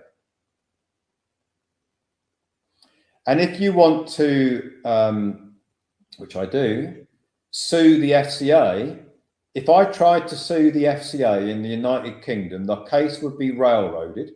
You'd never get anywhere. They'd probably counter-sue me and try and get damages out of me, or slap one of these civil constraint orders back on me, which is what they did in 2024. So that you can't even take a case on in the UK. Yeah, they've already done that in 2024. So you've got little or no hope of ever winning in the UK against the FCA, which is again why they do what they do, because they think that they are impenetrable. They think that they are above the law and they're being protected by the law. So if you're in that position where you're above the law, or you think you are, and you're protected by the law, you can do and say whatever you want, can't you, if you're the FCA? Which is exactly what they do, right? What they are doing, yeah. Exactly what they have been doing since 2008 in relation to what they've been doing to me, right? Which explains why they behave the way they do.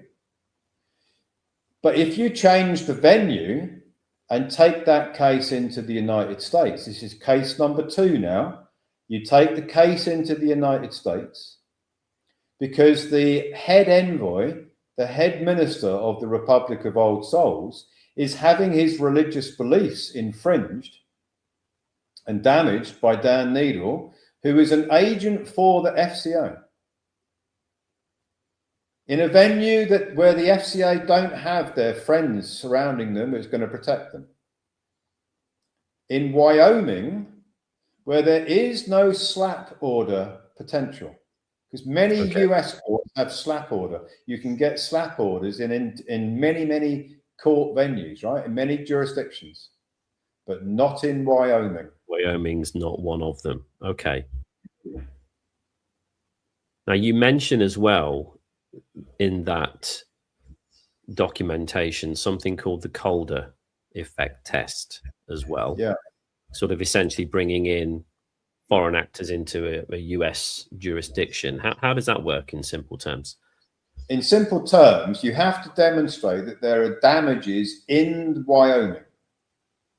You can't say there are damages in the United Kingdom and you're going to take the case into Wyoming and try and get a judge in Wyoming to hand down a damages claim in your favor. You have to demonstrate that there are damages in Wyoming or in the United States. Okay.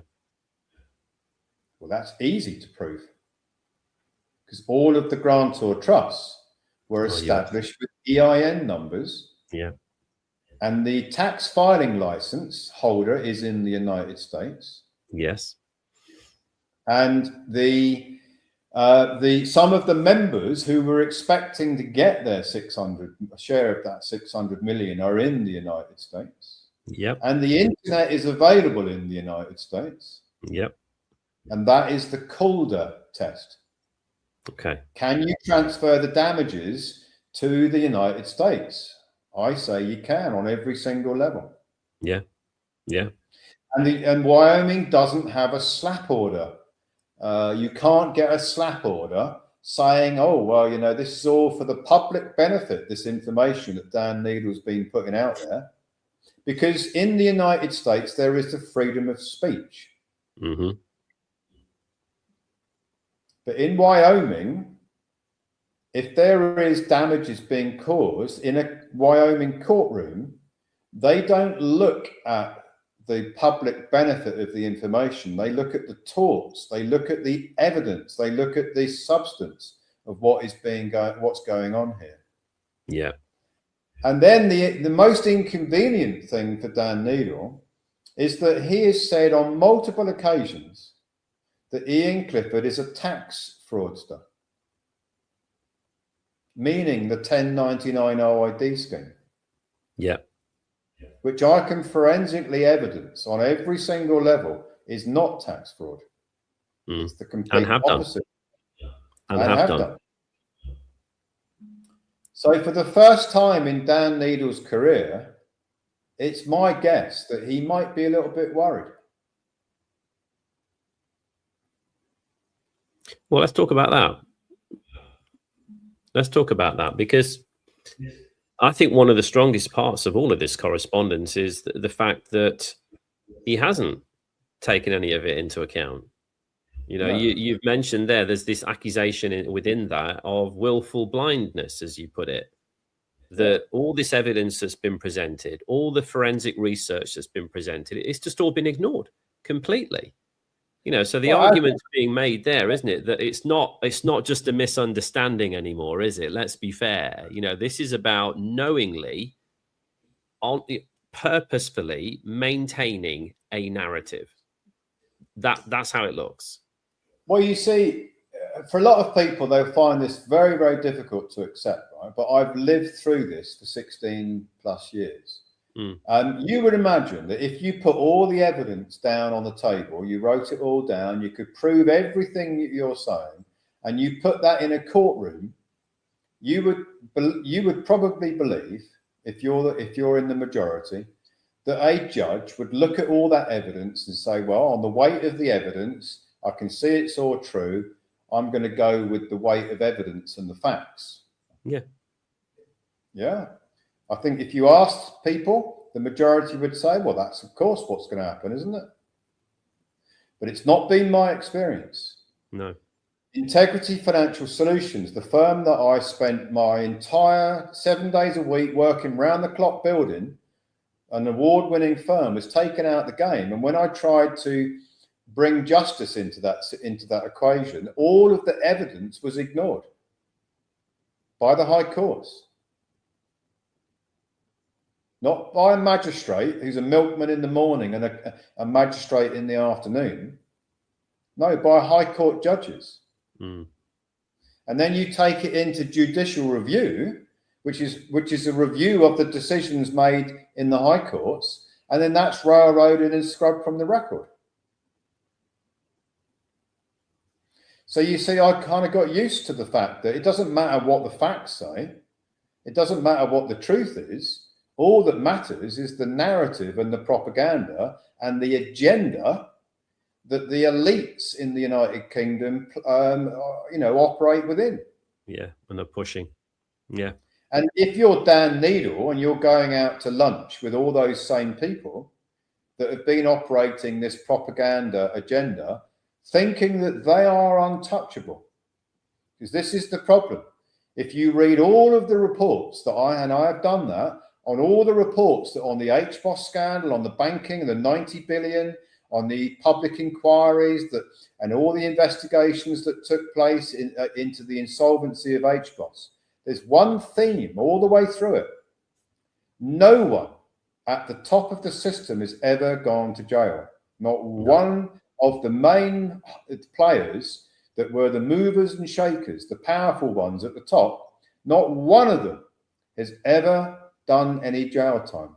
No. When the fraud has been proven, the malfeasance is proven, the facts point to it on every level, and still not one of the elites has gone to jail. And that should tell you everything you need to know.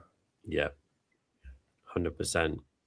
So what does this mean now, do you feel, Iain? I mean, when it comes to everything we've spoken about over the past 2 episodes of this entire fiasco that's been going on, if the transcripts exist, which they do, if the filings exist, which they do, you've got legal action now underway. I mean, what happens next? Well, a pivotal aspect of this whole story is what's going on in the UK Court of Appeal. It's very, very pivotal. It's a tipping point, actually. Mm. So let's just unpack what I mean by that, right? So you've got the FCA Order 34, 2023, which I say is an entrapment by design, which was completely ignored in Southwark Crown Court. All of the evidence was ignored, railroaded through, judicial review of it railroaded through, public inquiry denied, complaints to the JCIO, which is the regulators that sit above Southwark Crown Court, rejected. Yeah. Every single thing that you would have expected that the judiciary and the elites and the hierarchy would have taken notice of and reversed a obvious fraud was all rejected. Yeah. Railroaded and rejected, right? Yeah. So that's the background, right? Now, because I will never give up unless somebody comes and takes me out of the game or kidnaps me and takes me away somewhere. The problem that these guys have got is I'll never, ever give up, which is why one of the reasons why they're worried about me, I think. Because most people would have gone away a long time ago by now. Yeah, they wouldn't have endured that for 16 gone years. Through this, sure. Right? They just wouldn't have. They just wouldn't have stayed the course, right? No. Because they probably would have thought, well, as many as the majority of people that have ever looked into this have said to me, Iain, I don't know how you keep on doing all these things. I would have given up years ago and just gone and done something else and forgotten all about this, right? But you see, the problem that they've all got is I actually do believe in integrity, right? That's why I called my financial services firm Integrity. Yeah. I think it matters. Yeah, I think that a world with no integrity is not a world I want to be in, right? No. I don't want to be in a dystopian world full of liars, cheats, and pirates. I want to be in a world of honourable people, right? Yeah. So you see, I care about that, and it's a principle for me. And that's why I don't give up. It's nothing to do with getting any money. I can give a fuck about getting money. It's about principles, right? Yeah. No, I believe in integrity. I understand that. You know, everyone really should be doing the right thing, regardless of who's watching. Even when no one's watching, you should just do the right thing because it's the right thing to do, you know? I absolutely know that many people committed suicide when the bank foreclosed on the maximizer investment range. People's lives were ruined. Yeah. People's marriages broke up. People took their own lives. I carry that around with me. I didn't cause it. No. You know, if I hadn't have done the joint venture with HBOS in 2001, it wouldn't have happened. No. I didn't do it knowing that all those things were going to unfold from that moment forward. No. I did it because I thought it was a great deal. Yeah. I thought it was a major opportunity for me to expand my abilities and bring some solutions in the market. I didn't know it was going to end up with those kind of consequences. So what's going on in the Court of Appeal is this. I set the FCA up. I served notices on them. It's called the Wininski principle. I did a load of research on trying to see where the FCA's Achilles heel was, right? Now, I'd already served all these things in the Southwark Crown Court that Alistair Mackenzie didn't appear to exist, proved to me exist. Nobody did. So I already knew he didn't, right? Because they never proved it, right? That's before the sentence. It's before the judgment. I sent notices to the court, Southwark Crown Court, and the FCA proved to me that Alistair Mackenzie is a real prosecutor. Those notices were ignored. Yeah. So I already knew then. It was easy for them to prove that the guy was real, if he was real, yeah? Well, surely. But they didn't. Yeah. And, you know, for those people who are watching this, you think, well, what difference does it make? It makes a huge difference, because the only way that case could ever be taken into Southwark Crown Court is if you've got a bona fide, officially authorised prosecutor working for the FCA. Yep. If the guy doesn't exist, if he's a phantom, he's a fiction, it's just a name on an email, that isn't a case. There is no case, just for that one point alone, right? Yeah. Forget everything else. On that one pillar, right? So I challenged them before the judgment in July 2025, and I challenged it when the sentence was handed down, and they never replied, neither the FCA or the Southwark Crown Court judge. So I already knew that it was that their case, they had no substance on that one point, right? But then what I did was having taken the case to the European Court, and it was then procedurally rejected 5 times in a row. Wow. On procedural grounds, not on the substance of it, procedural grounds. I already knew that the FCA had lobbied the European Court and nobbled them so that they wouldn't take the case in. All right? So I had to find a way of challenging it that was lawful, that the Court of Appeal in the UK had to take notice of. And I found something called the Wininski principle. Okay. I served notices on the FCA challenging them to prove 3 things. Alistair Mackenzie, show me he's real. Show me that you actually investigating evidence that belongs to me, documents that actually belong to me. Yeah. Knowing that they don't. 45,000 documents they claim they're investigating that do not belong to me, and I've put them on notice before that these documents don't belong to me, and then prove to me that you served the writs, warrants, and orders on a registered address that actually belongs to me, knowing that they can't do that either, right? Yeah. So on all 3 levels, they cannot prove anything. They're completely hollow. They have no substance. They're the emperor with no fucking clothes, right? So I sent notices to them under the Wininski principle. Okay. I gave them a number of days. I gave them, I think, 21 days to prove any one of those 3 things under the Wininski principle, which is a principle if there's been a conviction and you challenge the lawfulness of the conviction under the Wininski principle, the party bringing the conviction has to prove that they've got a case on all those 3 levels, right? In the context of what I've just explained. What did the FCA do? Ignored the notices. They couldn't reply under the Wininski principle. They've got no evidence. How can they? Yeah. How can they provide evidence of Alistair Mackenzie when he doesn't exist? No, how can they provide any of those three things when they already know that they don't have them? Under the Wininski principle, they chose not to reply. They chose to remain silent. Now, if they remain silent under the Wininski principle, you can draw what's called an adverse inference.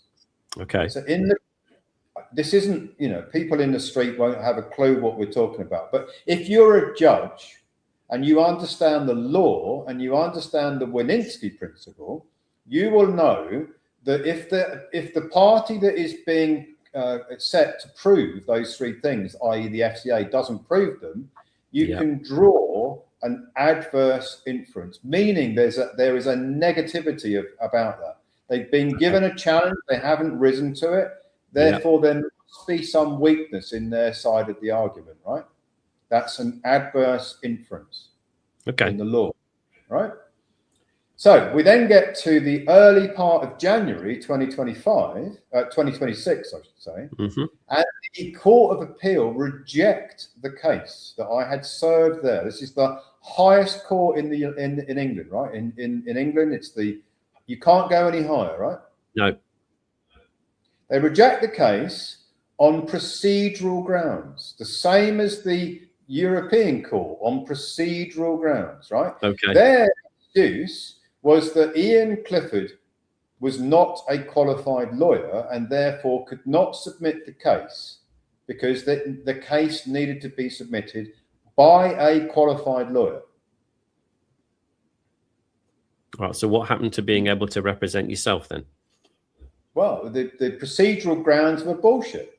Because I already knew that I can send a case into the Court of Appeal as a pro se litigant, a litigant in person, representing my own interests, which I did.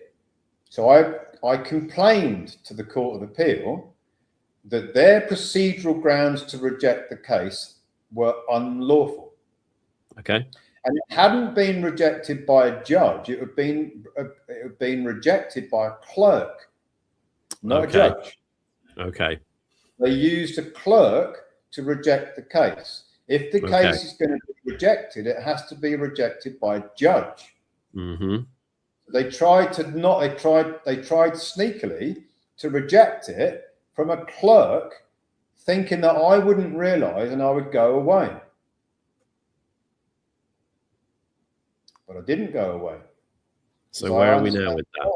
So I put it back in there, and then it went completely silent for 56 days until I served further notices on the Court of Appeal, reminding them that they have an obligation in the law to put the case in front of a single judge. And I quote all the law on why that is, right? By the way, Dan Neidle, it's not pseudo law, it's actual law. Because I can read law and understand what it means, right? So I put that back in after I waited 56 days and nothing happened, right? So they are choosing to go silent, because if you think about it, which I'm sure some people will do, this will be a case that will be written up, right? This will be another one that's in the case precedents. I've already got two, one in Ireland and one in the UK, already major case precedents. This will be another one. The three options that the Court of Appeal have got. Number one is to put the case in front of a judge, and he has to review it. And if he doesn't find in my favour, then he's being unlawful, and that will be challenged by three judges. And then it will be challenged in the United States. And then it will also be challenged back in the European Court with a much more simple, narrow focus on that one decision, not on all the 16 years of history, just on one decision, right? So they've got that choice, which is the choice is the lawful choice, right? Is to put the case in front of a single judge. If he's acting lawfully, he has to annul the sentence. Strike it out, remove it. That then causes a claim against the FCA and others for malfeasance in public office. Yep. A claim that would be very, very embarrassing for the establishment in the UK, that could potentially unravel and unwind all of this propaganda that they've been spinning against me for 16 years. Not only against me, but also could unwind all of this bullshit that they've covered up in relation to the 90 billion of bank fraud that I blew the whistle on in 2009. All those years ago. There's some huge ripple effects to this, isn't there? Yeah. There's some big skeletons in their cupboard. They don't want to open that door, right? Yeah. Because they've already rejected my case a number of times before and treated me badly as a whistleblower, right? Yeah. So the judge has got a major dilemma, hasn't he? If he upholds my case, the FCA and all the others lose. If he doesn't uphold for me, he knows I'm going to appeal it and then take it to the US and take it to Europe.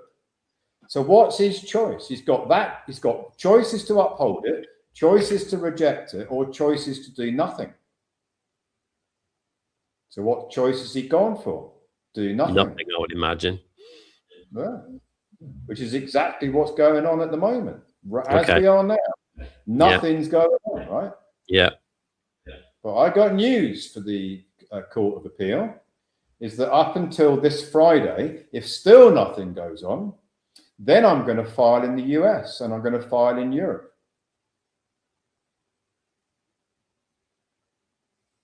So, and then it's going to be the Court of Appeal is malfeasant and acting unlawfully, because there is rights in the law.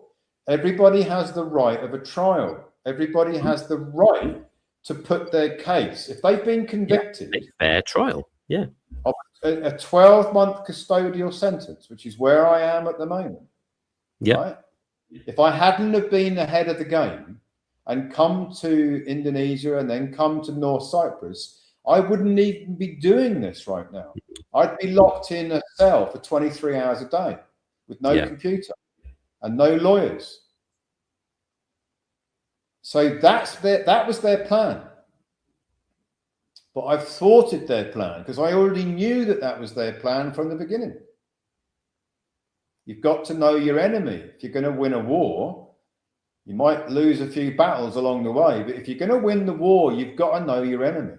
Yeah. And I know my enemy because I've had experience of them. And Dan Neidle, you see, he fits right neatly into the same lack of honor, lack of integrity, being protected by his friends with huge hubris, who thinks he can get away with anything and there's never going to be any comeback. And that is Dan Neidle's Achilles heel. Hubris. Well, it's a fascinating story as it's even unwinding right now as well. I think for the people that have been watching the first episode plus this one, I hope that gives you a lot more context in terms of what's going on. Clearly, Iain is on the offensive here, and for a very, very good reason too.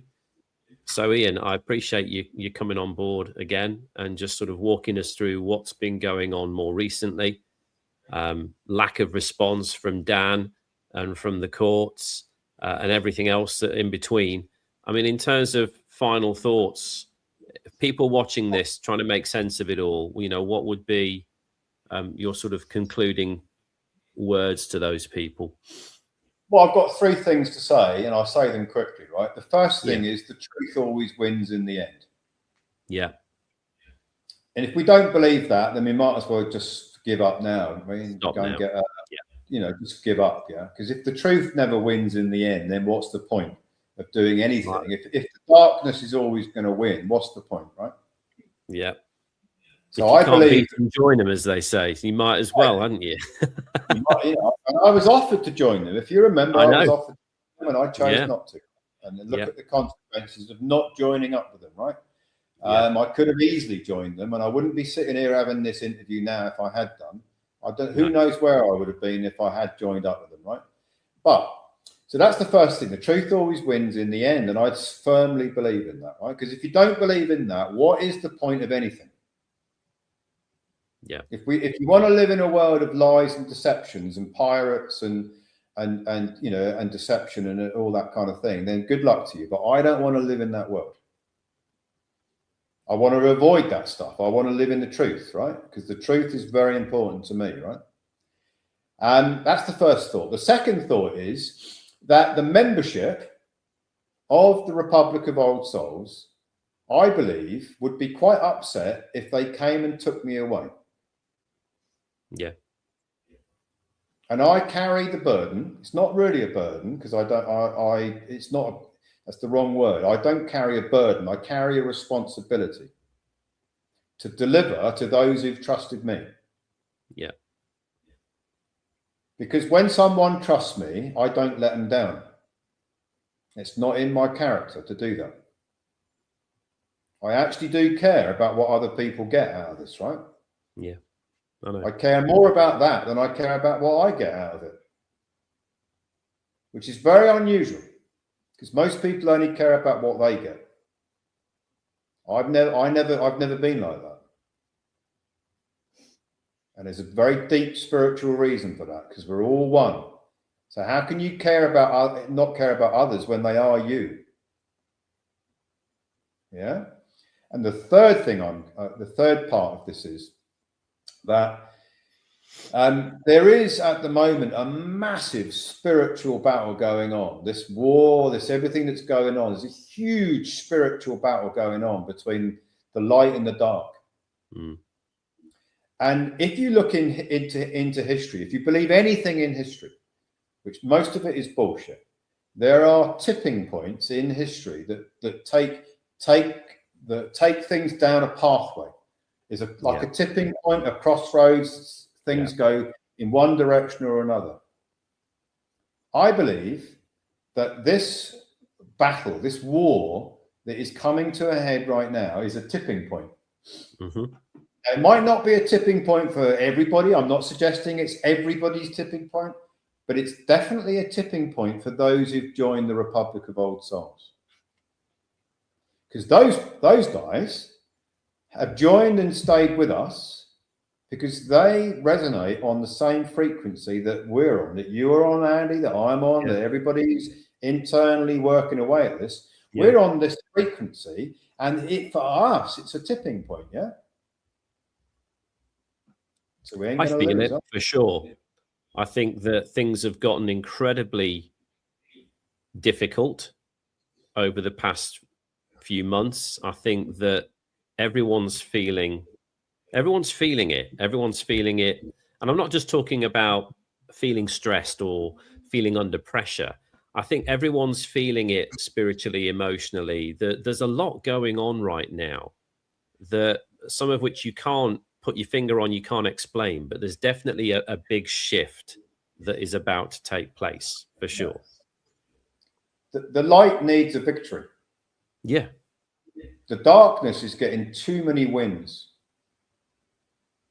It's uneven, it's unbalanced. We're due a victory for the light side.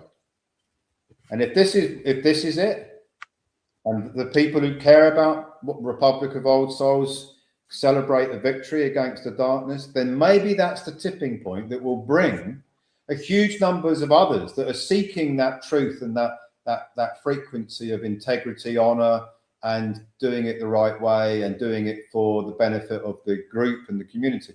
Maybe this is the tipping point. You see, the universe is very good at bringing you stuff all the time that challenges the fuck out of you.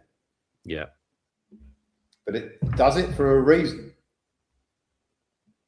And I think maybe this reason will be revealed because maybe this is the tipping point. Maybe this case gets won. Maybe Dan Neidle loses.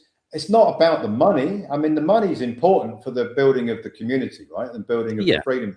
But it's more about what's right and wrong. That's what this is about. It's what's light and dark, what's right and wrong. That's what this is about. And on that platform of right and wrong, no one's ever in all of time ever going to be my intention to sort this out. I am unstoppable in this because I'm tapping into an energy that's unstoppable.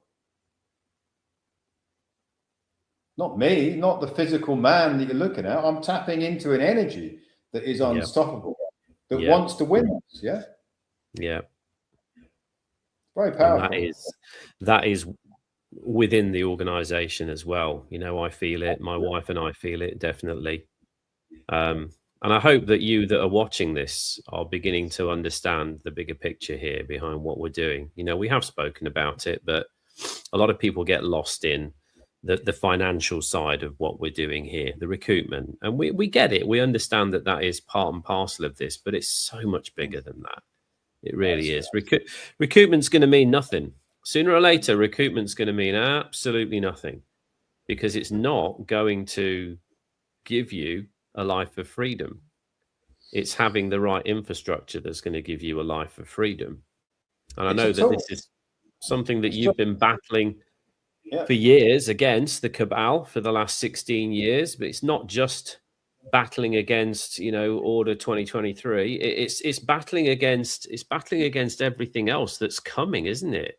We know the agenda that's upon us. We know this 2030 agenda. We know the transhumanism. We know all of these other elements that they're bringing in, the digital ID, the 15-minute cities, the CBDCs. It's already starting to take place in other parts of the world. So we're making plans now because we need to be making plans now.